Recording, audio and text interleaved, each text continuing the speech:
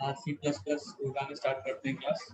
ठीक है, तो जो C++ के जो फीचर्स हैं, classes, object, inheritance, polymorphism, abstraction, data heading, ये सब, ऑपरेटर ओवरलोडिंग वगैरह, ये सारी चीज़ें हम लोग इसमें देखेंगे। कि जो भी फीचर वाइज प्रोग्रामिंग है वो कैसे, क्योंकि जब आपने सी पढ़ी होगी तो सी में आप लोगों को क्या मिला होगा कि सी स्टार्टिंग के प्रोग्राम, सी के बेसिक प्रोग्राम, इनपुट आउटपुट लेना, देन उसके बाद फिर इफ एल्स कंडीशन के साथ, फिर स्विच कंडीशन, फिर लूप कंडीशन, इस तरह से स्ट्रक्चर बना बना करके इस तरह से आपने कुछ चीज़ें सीखी हैं। वहाँ तो अब यहाँ पे ये सब चीज़ें इसमें नहीं प्रोग्रामिंग करनी है कि इफ लूप कैसे चलता है, कोई पैटर्न कैसे बनेगा, या कोई चीज़ कैसे होगी, या किसी भी प्रोग्राम को हम लोग कैसे सॉल्व करेंगे। इसमें जो C++ के जो भी फीचर्स हैं उन्हीं पर बेस्ड प्रोग्रामिंग है कि इनहेरिटेंस का अगर है तो हम लोग इनहेरिटेंस कैसे दिखाएंगे, पब्लिक इनहेरिटेंस कैसे दिखाएंगे, प्राइवेट इनहेरिटेंस कैसे दिखाएंगे, क्लासेस हैं, ऑब्जेक्ट्स हैं, कैसे क्लास बनेगी, कैसे ऑब्जेक्ट से फंक्शन कॉल होगा, कैसे हम एक से ज़्यादा ऑब्जेक्ट बना करके एक ही फंक्शन को अलग अलग तरीके से कॉल कर सकते हैं, या एक ही वेरिएबल को अलग अलग तरीके से वैल्यू डिफाइन कर सकते हैं। तो जो भी ऑब्जेक्ट ओरिएंटेड के जो फीचर्स हैं प्रोग्रामिंग के, जो भी सेक्टर बेस्ड प्रोग्रामिंग है ये। ठीक है, ये जो बुक है ई बालागुरु की है, इसको अगर हार्ड कॉपी में लेना हो तो वो लाइब्रेरी में भी मौजूद है। ठीक है, बुक का नाम है मतलब बुक का जो टाइटल है वो है ई बालागुरु, ये बुक के ऑथर है। ठीक है, और बुक का टाइटल हो जाएगा C++, इस तरह से कुछ करके होगा। ठीक है, ये बुक गूगल क्लासरूम में अवेलेबल है, आप लोग सर्च करिएगा ई बालागुरु के नाम से। ठीक है, तो उसी का ये पार्ट है। तो ये स्टार्टिंग है थोड़ा सा C++ का, कि C++ is an object-oriented programming language developed by this and at the Bell Laboratories, and इसका जो भी है वो सब आप लोग देख लीजिएगा अपने अकॉर्डिंग। इसको भी पढ़ना हो थोड़ा सा बेसिक्स, कि इंट्रोडक्शन टाइप का है ये, बाकी और उसमें कुछ नहीं है, बहुत ज़्यादा इंपॉर्टेंट भी नहीं है, लेकिन अगर नॉलेज रखना चाहते हैं तो आप लोग इसको देख सकते हैं। ठीक है, ये सब कि C++ क्या है, किस तरीके से C से अलग है, और सी में क्या चीज़ें नहीं हैं जो C++ में, जैसे कि the most important facilities that C++ adds on to।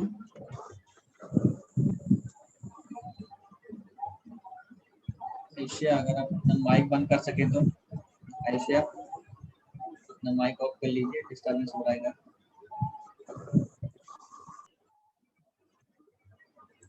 ठीक है, C++ adds on to CR classes, inheritance, function overloading and operator overloading, कई सारी चीज़ें हैं जो कि C में नहीं है, ये सब C का पार्ट नहीं है, लेकिन ऑब्जेक्ट ओरिएंटेड लैंग्वेज का पार्ट है, इस वजह से C में सारी चीज़ों को देखते हैं। ठीक है, फिर एप्लीकेशंस ऑफ C++ कहाँ का यूज़ करते हैं हम लोग इसको, क्रिएट हायरार्की रिलेटेड ऑब्जेक्ट्स। ठीक है, मतलब एक से ज़्यादा हम ऑब्जेक्ट्स इसमें बना सकते हैं, map the real world problem properly, then easily maintainable and expandable. ये अगर कोई नया फीचर आता है तो हम इसमें इसको इंट्रोड्यूस कर सकते हैं, विल रिप्लेस C++, ये सब चीज़ें इसकी बेसिक्स वगैरह ये हम अपनी नॉलेज के लिए पढ़ सकते हैं कि C++ किस टाइप की लैंग्वेज है, कहाँ डेवलप हुई, किसने करी, C के से किस तरीके से अलग है, क्या क्या इसके फीचर्स हैं, एप्लीकेशंस क्या क्या है, कहाँ पे हम इसको ज़्यादा यूज़ करते हैं। ठीक है, सारी चीज़ें। तो प्रोग्राम पे आते हैं, एक लिखा हुआ है सिंपल C++ प्रोग्राम। ठीक है, इसमें क्या है, हैश इंक्लूड IOStream। ठीक है, कहीं कहीं आपको दिखेगा IOStream.h और कहीं कहीं दिखेगा IOStream ओनली IOStream। ठीक है, तो वो IOStream.h का मतलब ये कि जो पुराने कंपाइलर हैं, जो लो लेवल कंपाइलर है, उनमें आप .h का यूज़ कर सकते हैं, और अगर आपने अपने कंपाइलर में .h का यूज़ किया है फिर प्रोग्राम एरर दे रहा है तो आप डायरेक्ट IOStream लिख सकते हैं, .h लिखने की जरूरत नहीं है। ठीक है, हैश इंक्लूड IOStream, बस इतना हेडर फाइल इंक्लूड करनी है। अब एक इसमें एक नया टर्म आया है, यूजिंग नेम स्पेस, STD। ये हर प्रोग्राम में, हर C++ के प्रोग्राम में आपको ये दो लाइनें लिखनी है, ये हैश इंक्लूड IOStream, देन उसके बाद यूजिंग नेम स्पेस STD। ये सब लाइब्रेरीज हैं जो हम लोग इंपोर्ट करते हैं अपने प्रोग्राम में यूज करने के लिए। जैसे हम लोग जब C का बनाते हैं तो क्या लिखते हैं, हैश इंक्लूड डॉट एच, नहीं कोनियो डॉट एच लिखते हैं, stdio डॉट एच लिखते हैं। ठीक है, ये सब हमारी जो हेडर फाइल्स होती है ये सब हम अपने प्रोग्राम में इंक्लूड करते हैं प्रोग्राम को इफिशिएंटली रन कराने के लिए, क्योंकि कुछ जो डेफिनेशंस होती है प्रोग्राम में, हम लोग जो कुछ फंक्शन यूज करते हैं उनकी जो डेफिनेशंस है वो हेडर फाइल में एग्जिस्ट कर रही होती है, तो हम वहाँ से हेडर फाइल को ला करके, एक तरीके से हेडर फाइल एक पैकेज होता है, इसके अंदर कुछ फंक्शनिंग प्री डिफाइंड होती है, तो यहाँ पे वो पूरी चीज फुल लिखने के बजाय हम सिर्फ पैकेज को इंपोर्ट कर लेते हैं। जैसे कि जावा में यहाँ पे इंपोर्ट चलता है ना, इंपोर्ट हेडर फाइल करके, सी प्लस प्लस में इंक्लूड चलता है, सी में भी इंक्लूड चलता है। तो बस यही जो बेसिक पर्पस है वो होता है फाइल को इसमें लाना, ठीक है। प्रोग्राम को जो एक बंडल बना हुआ है उसको अपने प्रोग्राम में यूज करना। अब आप उसके लिए इंपोर्ट यूज करें, इंक्लूड यूज करें या अटैच यूज करें, कुछ भी हो सकता है। कोई नई लैंग्वेज बन जाए वो यहाँ लिख दें hash include hash attach ioc.h या हैश अटैच stdio.h, कुछ भी हो सकता है। तो पर्पस उसका बस वही है, ठीक है। और ये यूजिंग नेम स्पेस, ये भी एक डायरेक्टरी होती है जिसको हम अपने प्रोग्राम में यूज करते हैं। ये 2 लाइनें हमेशा अपने प्रोग्राम में लिखनी है, ठीक है। अब यहाँ क्या है, मेन फंक्शन है ये, जो कि हर प्रोग्राम में हम लोग मेन फंक्शन बनाते हैं। इसमें लिखा हुआ इंट मेन, ठीक है। सी आउट का मतलब क्या है, ये आउटपुट स्टेटमेंट है। जैसा कि प्रिंटफ होता है, प्रिंटफ में हम कुछ भी लिख देते हैं, हेलो, या कुछ हम वैल्यूज जब इसमें एक्सेस करते हैं कि द आंसर इज %d ए, इस तरह करके लिखते हैं तो हमें वो आउटपुट देता है। तो इसी तरह सी प्लस प्लस हम लोग सी आउट यूज करते हैं, COUT, हमेशा इसको साथ में लिखेंगे, COUT, ठीक है। और उसके बाद ये ब्रैकेट्स होते हैं, उसमें क्या हम लोग यूज करते हैं सी प्लस सी में, हम लोग इसी में ऐसे लिखते हैं print f this colon semicolon 1 then hello, ठीक है। तो यहाँ पे हम लोग ये कीवर्ड यूज करते हैं, print f then hello then bracket. इस तरीके से सी आउट सी प्लस में यूज करते हैं, सी आउट देन ये ब्रैकेट में हम लोग को याद रखना है कि हम लोग ग्रेटर देन का ही इस्तेमाल करेंगे, साइन का, यानी कि इस तरह के साइन का ही इस्तेमाल करेंगे। सी इन में साइन क्या हो जाएगा, उल्टा हो जाएगा, ऐसे हो जाएगा, ठीक है। आगे इसी सब का एक्सप्लेनेशन है, तो पहले ये देख लेते हैं फिर एक्सप्लेन करते हैं। इसमें लिखा हुआ है डबल कोट्स के अंदर ही, यानी कि सी आउट, और डबल कोट्स के अंदर जो भी लिखेंगे वो आउटपुट हमें दिखाई देगा। तो यहाँ पे इसको बंद कर देते हैं बस। सी की तरह यहाँ पे क्लोजिंग ब्रैकेट नहीं लगाते, यहाँ पे जैसे सिर्फ आपने एक ही लगाया हुआ है, ठीक है, तो एक ही से ही काम हो जाता है। यहाँ पर भी ये रहा डबल कोट्स, और यहाँ ये रहा डबल कोट्स, यहाँ पे बंद, ये रहा सेमीकोलन, ठीक है। थोड़ा सा ब्लर हो रहा है पेज, प्रॉपर दिख नहीं रहा है, लेकिन फिर भी जहाँ ना समझ में आए वहाँ बताइएगा। ये सेमीकोलन है, ठीक है। और यहाँ पे रिटर्न 0 मतलब एग्जिट स्टेटमेंट, यहाँ पे एंड ऑफ द प्रोग्राम। तो जब ये प्रोग्राम रन करेगा तो आउटपुट ये दिखाई देगा C plus plus is better than C, इस तरीके से। कमेंट देने के लिए वही इसमें डबल हैश है, डबल वो है स्लैश फॉरवर्ड स्लैश जैसे बोलते नहीं, आगे एक तरफ इंडेंट है तो फॉरवर्ड स्लैश, पीछे एक तरफ इंडेंट है तो ये बैकवर्ड स्लैश, ठीक है। तो इन सब टर्म्स में कंफ्यूज मत होइएगा, फॉरवर्ड स्लैश क्या होता है, बैकवर्ड स्लैश क्या होता है। अब देखते हैं आगे, इसमें इसी के चीज का एक्सप्लेनेशन है, ये सब जो हमने टर्म्स यूज करें वो क्या चीजें हैं, ठीक है। प्रोग्राम फीचर्स यही है कि C++ program is collection of functions, type of example contains only one function main, ठीक है। जो मेन फंक्शन होता है हर प्रोग्राम में मिलेगा। Execution begins at main, every C++ program must have main, यानी every program must have main, ठीक है। C++ is free form language with few exceptions, ठीक है। आगे देखते हैं, कमेंट प्लेस में दिया हुआ है, जैसे हम लोग सी में कमेंट लगाते हैं उसी तरह हम लोग C++ में भी कमेंट लगा सकते हैं। इसमें भी डबल स्लैश या फॉरवर्ड स्लैश 2 बार काम करता है, सी में भी यही काम करता है, ठीक है। सी से तो सभी लोग फैमिलियर है, इसीलिए मैं थोड़ा सा कंपेयर करके बता रहा हूँ ताकि आप लोग को कंफ्यूजन ना हो और सी से चीज़ों को रिलेट करके आप देख सकेंगे। और जो एक और हम लोग कमेंट यूज करते हैं मल्टीपल लाइन्स के लिए, स्लैश एस्ट्रिक, और फिर बंद करने के लिए एस्ट्रिक स्लैश, वो भी इसमें काम करता है, ठीक है। ये सिंगल लाइन कमेंट होता है, डबल फॉरवर्ड स्लैश, ठीक है। ये डबल फॉरवर्ड स्लैश होता है जो ये सिंगल लाइन कमेंट है, और ये जो एस्ट्रिक स्लैश देन एस्ट्रिक है ये मल्टीपल लाइंस कमेंट है, ठीक है। इस तरह से हम इसको यूज कर सकते हैं। लूप सिस्टम वही है, लूप में कोई प्रॉब्लम नहीं है। आउटपुट ऑपरेटर देखिए बात हो रही है यहाँ पे, सी आउट स्टेटमेंट जो है ये इसी तरह से लिखा हुआ है कि मैं इसको लिखता हूँ, जैसे लिखा हुआ है यहाँ पे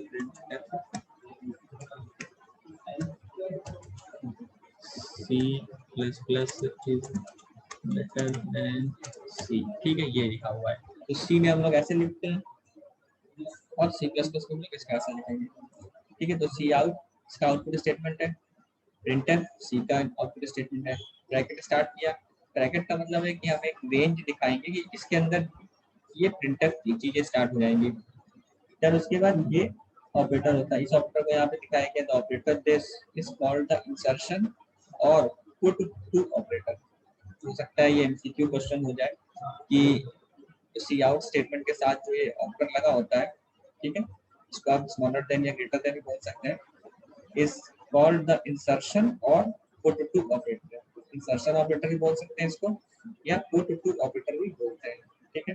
तो यही बिल्कुल वैसे लिखा हुआ है जैसे C++ और सी में। ये सी का कोड है और ये C++ का कोड है। बस यहाँ पे क्या हम लोग ब्रैकेट को बंद कर रहे हैं, लेकिन यहाँ पे बंद नहीं करते हैं, बस इसी को ही सिर्फ ये कोलन इन्वर्टेड कॉमा इसी से ही हम लोग इसको बंद कर देते हैं। एक ही बार लगाएंगे, ओपनिंग ही इंसर्शन ऑपरेशन ऑपरेटर लगेगा और उसके बाद ब्रैकेट कोलन स्टार्ट हो जाएगा, स्टार्टिंग कोलन, सेमी कोलन और ये double quotes, double quotes C++ is better then C, double quotes one, फिर ये सेमी कोलन, ठीक है। तो इस तरीके से causes the string in quotation marks to be displayed on the screen, यानी कि जो भी चीजें यहाँ पे होगी वो आपकी स्क्रीन पर दिखाई देगी। This statement introduces two new C++ features, cout and this। बस हर लैंग्वेज में जो होता है वो सिंटेक्स का ही फर्क है। आउटपुट हमें सी में भी मिलेगा, C++ is better than C, output हमें C++ में भी मिलेगा, C++ इज बेटर देन सी।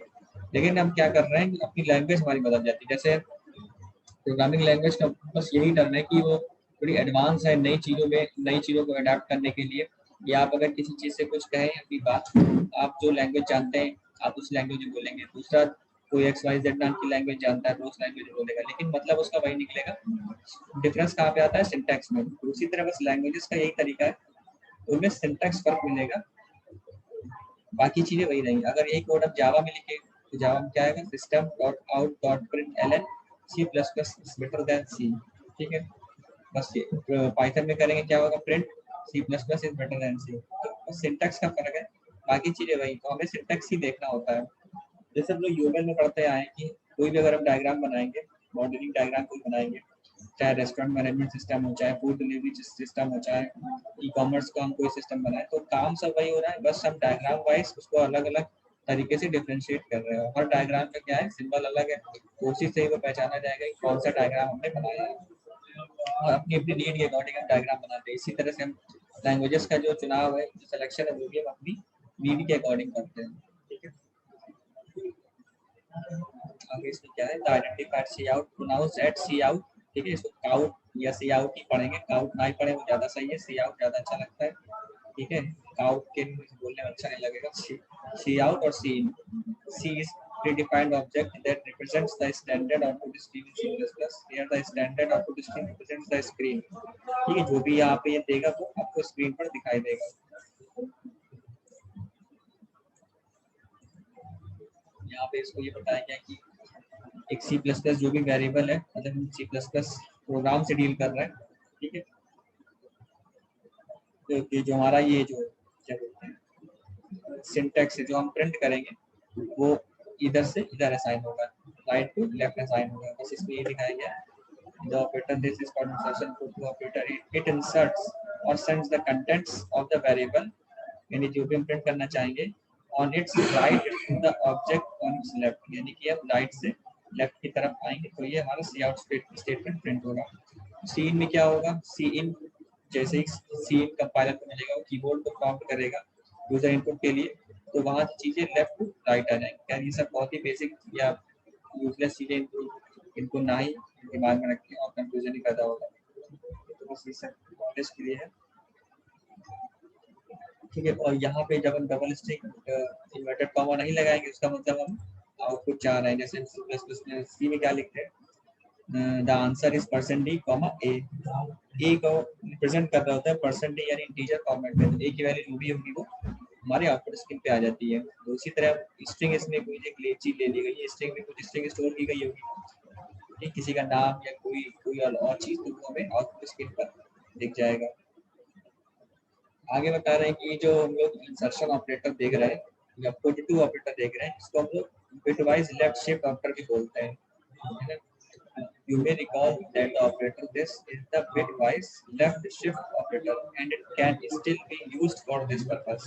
अब देखिए यहाँ इस ऑपरेटर के दो काम हमको मिल गए, एक हम इसको सी आउट के साथ लगा रहे हैं, और एक बिटवाइज लेफ्ट शिफ्ट के साथ। यही होता है इस ऑपरेटर ओवरलोडिंग की। एक ही ऑपरेटर को हम जब एक से ज्यादा काम के लिए यूज करते हैं तो हमारा ऑपरेटर ओवरलोड हो जाता है कि हम एक से ज्यादा उससे काम करा रहे हैं। This is an example of one how one operator can be used for different purposes, है ना। एक ही ऑपरेटर को अपने डिफरेंट पर्पस के लिए यूज कर रहे हैं डिपेंडिंग ऑन द कंटेक्स्ट या depending on our need. This concept is also known as operator overloading. इसको हम ऑपरेटर ओवरलोडिंग बोलते हैं। इसी तरह का आता है फंक्शन ओवरलोडिंग। ठीक है, कि फंक्शन को जब हम बनाते हैं उसमें कई पैरामीटर्स पास करते हैं अलग अलग टाइप के, तो उसको भी हम फंक्शन ओवरलोडिंग बोलते हैं। एक और टर्म आता है फंक्शन ओवरराइडिंग। जब हम डिफरेंट क्लासेस में एक ही नाम का फंक्शन बनाते हैं तो वो हमारा हो जाता है फंक्शन ओवरराइडिंग। ये सब आगे पढ़ने को मिलेगा। Is an important aspect of polymorphism का ही पार्ट है overloading. Operator overloading is discussed in chapter 7। Next chapter होगा उसमें आएगा। IO stream हेडर फाइल के बारे में बात करेंगे। Hash include IO stream। ठीक है, this directive causes the preprocessor to add the context of the IO stream file to the program। जैसे ही हम लोग सी में क्या करते हैं हैश इंक्लूड studio.html.h, इसी तरह यहाँ पे IO stream it contains declaration for the identifier cout, यानी कि जैसे कि kone.h में प्रिंटेबल और स्कैनर की डेफिनेशन मौजूद रहती है, इसी तरह यहाँ पे सी आउट और सी इन की जो डेफिनेशन है वो IO stream में मौजूद रहती है। Some old versions of C++ use a header file iostream.h, यानी कि जैसे अगर हम कोई पुराना कंपाइलर यूज करें, पुराना कंपाइलर का मतलब जो आउटडेटेड या पुराने कंपाइलर जो आप लोग टर्बो सी यूज करते हैं तो वो एक प्रीवियस कंपाइलर है, ओल्ड कंपाइलर, तो उसमें हम लोग हमेशा iostream.h लिखते हैं। ठीक है, उसमें जो भी हम लोग प्रोग्राम बनाते हैं C++ का iostream.h लिखते हैं। तो जो नए कंपाइलर हैं C++ है, विजुअल कोड है, इनमें आप जब भी प्रोग्रामिंग करेंगे तो आप IO stream ही लिखिएगा, उसमें काम चल जाएगा। और हो सकता है वो IO stream ना भी रिकॉग्नाइज करे तो वहाँ पे .s लगाया जा सकता है। ठीक है, तो इसका ऐसा कोई हार्ड एंड फास्ट रूल नहीं है कि अगर नहीं चल रहा है तो उसको हम लगाएंगे ही नहीं। ठीक है, this is one of the changes introduced by ANSI C++। ठीक है, ANSI C++ जो भी एक अमेरिकन नेशनल स्टैंडर्ड इंस्टीट्यूट है, उसने एक स्टैंडर्ड बनाया है सी लैंग्वेज के लिए जिसको ग्लोबली हर कोई यूज करता है। ठीक है, बस यही एक ये थोड़ा सा उसके बारे में कौन कौन सी हेडर फाइल्स होती हैं, limit, math, studio, STD lib, सारी चीज़ें, स्ट्रिंग वगैरह हेडर फाइल्स की थोड़ी सी knowledge. Contains functions prototypes for C style string processing function. जैसे यहाँ भी दिया हुआ है हेडर फाइल ये रहा, ओल्ड वर्जन ये रहा .h के साथ, न्यू वर्जन ये रहा विदाउट h के साथ। ठीक है, string.h, c string, stdlib, c stdlib तरीके से।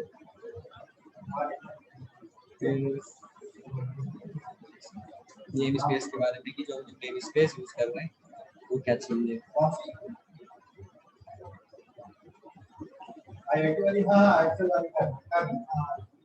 नेम स्पेस में क्या है कि it is a new concept introduced by ANSI C++ standards committee. This defines a scope for the identifiers that are used in the program. यानी कि इसमें क्या होता है कि जो कुछ हम प्रोग्राम में अपने यूज करेंगे वो हम ग्लोबली एक्सेस कर सकते हैं, इसीलिए हम वॉइड मेन के ऊपर ही इसको डिफाइन किया हुआ है। यानी कि जैसे जब आपने कोई प्रोग्राम अभी तक जितने बनाए होंगे तो उसमें आपने लोकल और ग्लोबल वेरिएबल के बारे में जब देखा होगा तो लोकल वेरिएबल क्या होता है, उसका स्कोप सिर्फ वहीं तक होता है जिसके अंदर, जिस ब्रैकेट के अंदर उसको डिफाइन किया जाता है। ठीक है, उसके बाहर हम उसको नहीं कर सकते हैं। लेकिन ग्लोबल वेरिएबल क्या है, जब हम वॉइड मेन के ऊपर डिफाइन करते हैं तो हम उसको पूरे प्रोग्राम में इस्तेमाल कर सकते हैं। जैसे कि आपने जब डेटा स्ट्रक्चर अगर पढ़ा है, डेटा स्ट्रक्चर पढ़ा है आप लोगों ने, आप लोगों के सिलेबस में पढ़ा है डेटा स्ट्रक्चर? Yes sir. हाँ, ओके। डेटा स्ट्रक्चर आपने पढ़ा है तो उसमें स्टैक और क्यू के प्रोग्राम होंगे, उसमें क्या करते हैं हेडर फाइल लगाते हैं हैश इंक्लूड kone.h stdio.h। उसके बाद क्या करते हैं प्रोटोटाइपिंग करते हैं फंक्शन की। यानी कि हम फंक्शन के अगर स्टैक की बात करें तो हम लोग void push, void pop, void display, void exit इस तरह के फंक्शन बनाते हैं या वॉइड मेन के ऊपर लिखते हैं।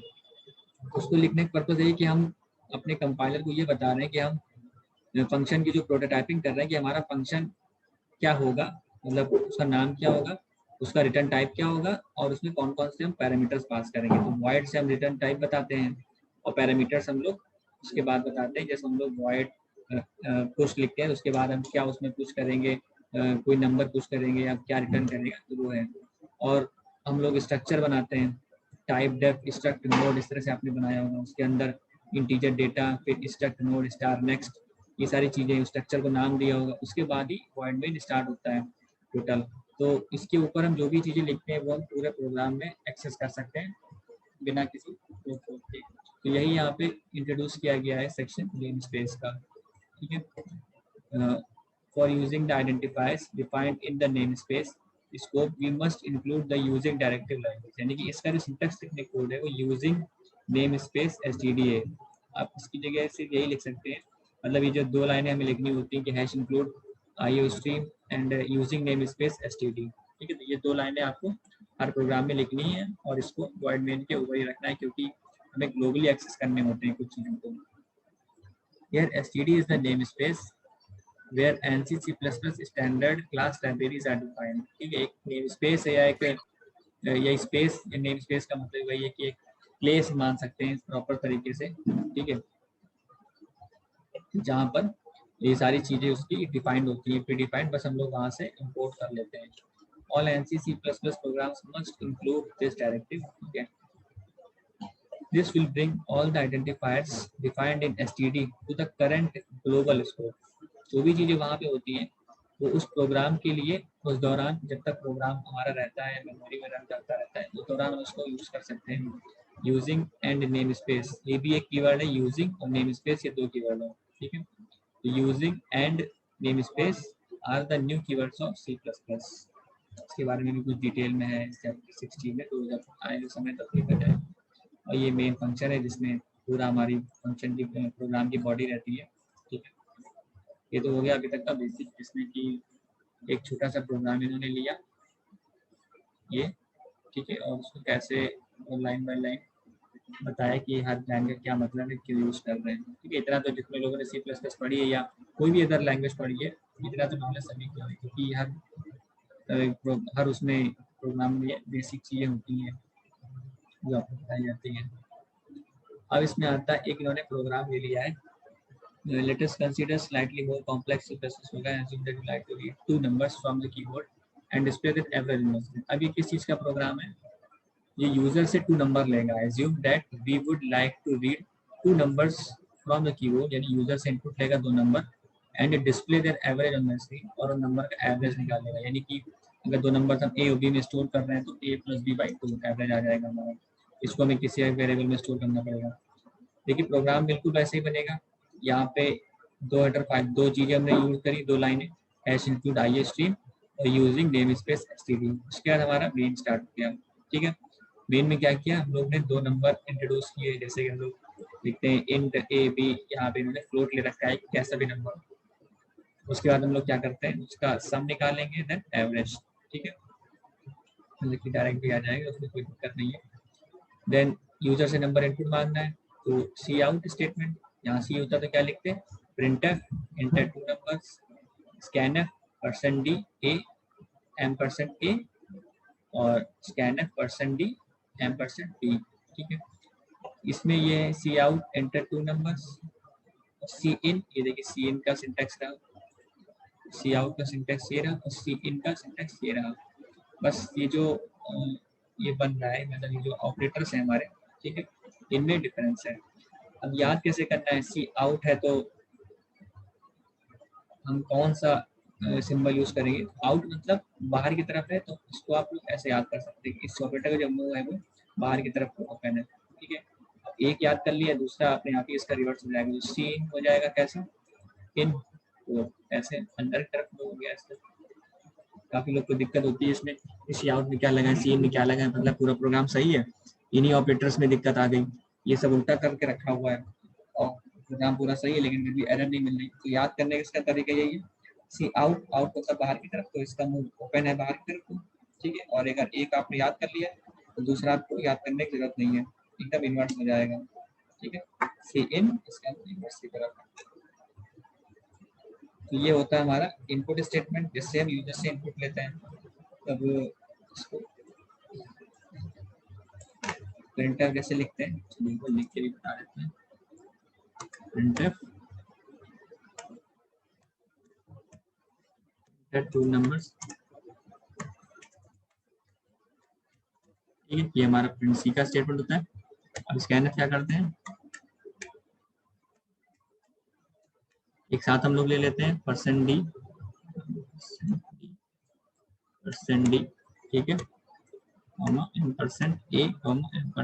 %b, इस तरह से हम लोग इसमें ले सकते हैं। इसको भी हम लोग एक साथ ही ले सकते हैं, इसको ऐसे लिख सकते हैं, जैसे हमने लिखा सी इन, ठीक है, ये लिखा। अब इसके बाद क्या करते हैं, जैसे इसमें a है, a इस b, तो ये हमारा हो जाएगा दोनों एक साथ, ठीक है। तो आप जैसे भी लिख सकते हैं, तोड़ के भी लिख सकते हैं ब्रेक करके, और वैसे भी लिख सकते हैं। यहाँ डबल कोट्स इसलिए नहीं लगना है क्योंकि हमें यूजर से इनपुट मांगना है, ठीक है। जैसे यहाँ भी नहीं लगे थे डबल कोट्स, वैसे ही यहाँ भी नहीं लगेंगे। अगर हमें कुछ प्रिंट कराना होता है कि स्क्रीन पर, तो हम डबल कोट्स का यूज करना है, ठीक है। ये हो गया इतना। यूजर को ये प्रॉम्प्ट करेगा enter two numbers, number 1 number 2 cin, एक नंबर नंबर 1 में स्टोर हो गया, दूसरा नंबर नंबर 2 में स्टोर हो गया। अब हमें क्या करना है, इनको ऐड अप कर लेना है। नंबर 1 प्लस नंबर 2 सम में ऐड अप किया है, और फिर सम को हाफ करके एवरेज ले लिया है। डायरेक्ट कर सकते हैं, यहाँ पे ऐसे लिख लीजिए, ठीक है। इसको डायरेक्ट लिखने का ये तरीका सबको पता ही है, number 1 plus number 2 divided by 2, ठीक है। ये डायरेक्ट एवरेज में आ जाएगा। तो यहाँ पे आपको एवरेज लिखना पड़ेगा, बस ए बी जी या जो भी आप अपना डायरेक्ट भी लिख सकते हैं, चाहे जैसे करें। फिर सी आउट सम इज, इन्होंने सम भी अगर प्रिंट करा रहे हैं तो सम इज, यहाँ पे आप डायरेक्ट सम भी प्रिंट कर सकते हैं अगर आपने ऐसे लिया है तो ए प्लस बी, और सी आउट एवरेज इज, जो आप जिसमें भी आप स्टोर कर रहे हैं ए बी जी में, ठीक है। तो सम हो गया,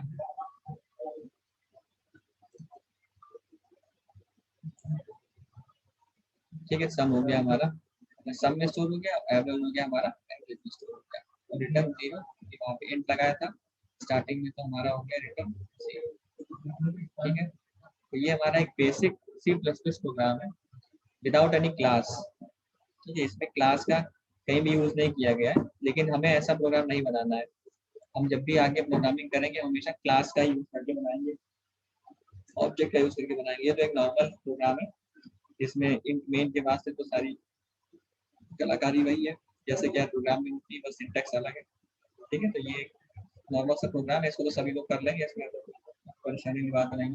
अभी ये 2 नंबर आपको ऐड करना है, उनका सम और एवरेज निकालना है, तो देखिए सिंटैक्स अलग है, कैसा आपको लिखना होगा, ठीक है। बाकी पूरी प्रोसेसिंग वही होती है। 2 नंबर्स यूजर ने इनपुट किया 6.5 7.5, सम 40 और एवरेज आ गया 7, ठीक है। जैसे भी कर सकते हैं वैसे। तो ये हो गया एक प्रोग्राम जिसमें कुछ फंक्शनिंग हो रही। वो तो प्रोग्राम ऐसा था जिसमें कोई फंक्शनिंग नहीं थी, सिर्फ प्रिंटफ स्टेटमेंट था। जैसे कि जब आप पहले बार सी पढ़े होंगे तो आपको प्रिंट हेलो कराया गया होगा, है ना। तो उसी तरीके से यहाँ पर भी एक इंट्रोडक्टरी प्रोग्राम है सी आउट के लिए, कि C++ इज बेटर देन सी, या हेलो वर्ड या हेलो जो भी है, तो इस तरीके से शुरू है। ये है इसका एक ऐसा प्रोग्राम जिसमें कुछ काम हो रहा है, वो फंक्शनिंग इसमें यूज की जा रही है। ये सब उसका एक्सप्लेनेशन है कि नंबर जो आपने लिए हैं वो किस डेटा टाइप के होंगे। तो फ्लोट हो गया, नंबर 1 नंबर 2 जैसे सी एन नंबर, ठीक है। ये सारी चीजें इसी का ये एक्सप्लेनेशन है बस। ये देखिए इसमें जैसे क्या है, we can also cascade input operator should below this, ठीक है। आप एक साथ इनपुट भी ऐसे ले सकते हैं, सी नंबर सी एक साथ नंबर, ठीक है, जैसा मैंने बताया था अभी।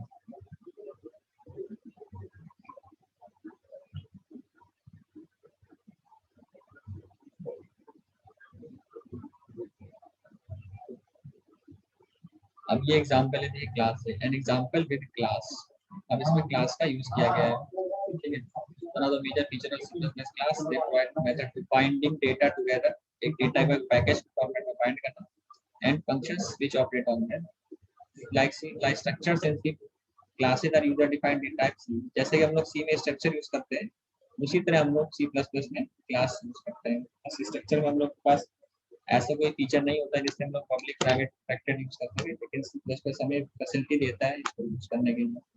तो देखते हैं क्लास कैसे इसमें बनेगा। वही 2 लाइनें लिखी हुई है स्टार्टिंग में, हैश इनपुट आईओ स्ट्रीम और यूजिंग नेम स्पेस एसटीडी। ठीक है, इन्होंने क्या किया हुआ है, एक पर्सन नाम की क्लास बनाई है। यहाँ से देखिए वॉइड मेन इनका बात दे रहा है, जिसमें वॉइड मेन के अंदर क्या होना है, क्लास का ऑब्जेक्ट बनेगा और हम लोग फंक्शन कॉल करेंगे। इसके ऊपर ये जो चीजें हैं इसको ऊपर इसलिए रखा गया है वॉइड मेन के ऊपर, ताकि कोई भी अदर इसको एक्सेस कर सके। ठीक है, मतलब इसका स्कोप ग्लोबली रहे इस पूरे प्रोग्राम के लिए। तो हमने एक फंक्शन बनाया क्लास नाम का। ठीक है, नॉर्मल इसको लिखेंगे जैसे कि स्मॉल कैप्स में लिखते हैं क्लास देन पर्सन, कोई ब्रैकेट कोई सेमीकोलन नहीं, ये ब्रैकेट स्टार्ट होगा बस। ठीक है, इसके अंदर हम लोग लिखेंगे, अगर पर्सन है तो उसका नाम होगा, नाम को उन्होंने कैरेक्टर फॉर्मेट में ले लिया है 30 मैक्सिमम लेंथ। उसकी एज हो जाएगी तो इन्होंने ले लिए एज इंटीजर फॉर्मेट में, और 2 फंक्शन ले लिए गेट डेटा और डिस्प्ले डेटा। यहाँ पे एक तरीके से समझिए फंक्शन की प्रोटोटाइपिंग चल रही है। फंक्शन कुछ रिटर्न नहीं करेगा, कोई पैरामीटर पास नहीं होगा, no return no parameter, void by default, और इसको इन्होंने पब्लिक में डिफाइन किया हुआ है। ठीक है, हम यहाँ पब्लिक प्राइवेट प्रोटेक्टेड इस तरह लिखते हैं, पब्लिक के बाद यहाँ लिखा हुआ है कोलन। तो by default C plus plus में अगर आप पब्लिक प्राइवेट प्रोटेक्टेड नहीं लगाएंगे तो वो प्राइवेट माना जाता है, यानी कि कैरेक्टर नेम 30 और इंटीजर एज ये दोनों ही प्राइवेट हैं, डेटा वेरिएबल्स डेटा मेंबर्स, लेकिन ये 2 फंक्शंस जो हैं वो पब्लिक हैं। ठीक है, विदाउट एनी क्लास जब हम लोग ने प्रोग्राम देखा तो इसमें ऐसी कोई दिक्कत नहीं, जब हम क्लास बनाएंगे तभी ये सब फीचर हमारे पास आएगा पब्लिक प्राइवेट प्रोटेक्टेड का, क्योंकि हम इसी क्लास में मेन के अंदर है तो हम सभी चीजों को एक्सेस कर सकते हैं। यहाँ पे इन्होंने बाय डिफॉल्ट जो भी चीजें होंगी वो प्राइवेट होंगी, यानी कि कैरेक्टर नेम और एज ये प्राइवेट है हमारा, और तो जो फंक्शन है वॉइड गेट डेटा डिस्प्ले ये हमारे पब्लिक फंक्शन है। ठीक है, ये हमारी एक क्लास कंप्लीट होगी ऐसे करके, क्लास देन ये ब्रैकेट ओपनिंग ब्रैकेट इसके अंदर सब data closing bracket then semicolon. ठीक है, देन अब क्या किया गया, इस फंक्शन को इन्होंने डेफिनेशन दी है कि फंक्शन क्या काम करेगा।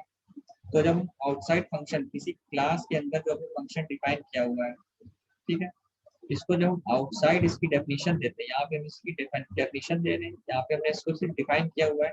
ठीक है, और यहाँ पे इसकी बॉडी बना रहे हैं, डेफिनेशन दे रहे हैं कि ये क्या काम करेगा। तो हम ऐसे लिखते हैं वॉइड पर्सन, यानी वॉइड लिखा, क्लास का नाम लिखा और ये 2 कोलन लगाया। 2 कोलन मतलब इस तरीके से एक कोलन ये दूसरा कोलन ये दूसरा कोलन ये। ठीक है, एक साथ इसको लिखते हैं विदाउट एनी स्पेस, और फिर फंक्शन का नाम लिख दिया गेट डेटा वॉइड। इसका इस ऑपरेटर को बोलते हैं इसको रेजोल्यूशन ऑपरेटर, ये अभी आगे देखेंगे इसके बारे में भी पढ़ना है। ठीक है, तो इसमें क्या करते हैं, क्लास खत्म होता है। ठीक है, थोड़ी देर के और ज्वाइन कर लीजिएगा, जब खत्म हो जाएगा रिसीव खत्म हो जाता है तो ठीक है कंप्लीट हो जाएगा ये। इसमें क्या कह रहे हैं, गेट डेटा में यूजर का डेटा इनपुट ले रहे हैं, एंटर नेम लिया, सी इन में नेम ले लिया, एंटर एज और एज ले लिया। ठीक है, दोनों साथ में भी ले सकते थे, इंटर नेम एंड एज, तो सीन में क्या होता नेम फिर ये ऑपरेटर का साइन देन एज फिर सेमीकोलन, मतलब ये वहाँ सेमीकोलन से कम हो जाएगा। ये हो गया गेट डेटा का काम। डिस्प्ले का करेगा काम जो है वो डिस्प्ले करेगा, तो इसमें सिर्फ आउटपुट लिखा हुआ है सी आउट नेम सी आउट एज, ये देखिए इस तरीके से दिया हुआ है सी आउट नेम सी आउट एज। एक ऑपरेटर लगाया, देन डबल कोट्स के अंदर नेम लिखा, ये हमारा प्रिंट होगा नेम 1, ये सॉरी नेम प्रिंट होगा, ये सिर्फ कोलन है सेपरेट करने के लिए, और फिर हमारा इंसर्शन ऑपरेटर देन नेम जिसमें हमने नेम सेव किया था,